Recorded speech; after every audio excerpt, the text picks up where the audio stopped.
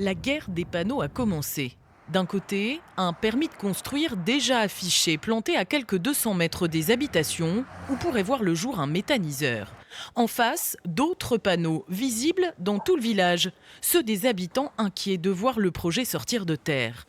Nuisances olfactives, sonores, nombreux sont ceux à n'y voir aucun intérêt écologique. Le premier en tête, monsieur le maire.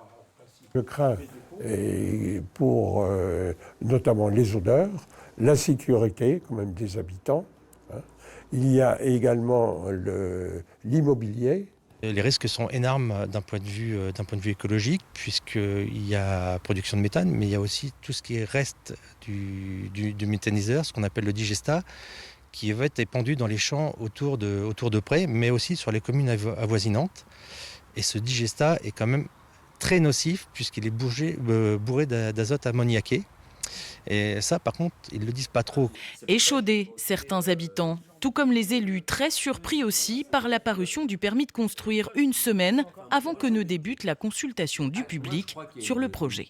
Quand on fait croire des choses aux gens, qu'on les invite, entre guillemets, à des débats tels qu'ils ont eu lieu au moment des Gilets jaunes, et que par derrière, on se rend compte que la décision elle est purement autoritaire et politique, c'est de la colère.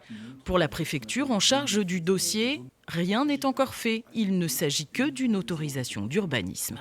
Certes, la formalité au titre du code de l'urbanisme a été effectuée, mais l'obtention de l'autorisation est à venir.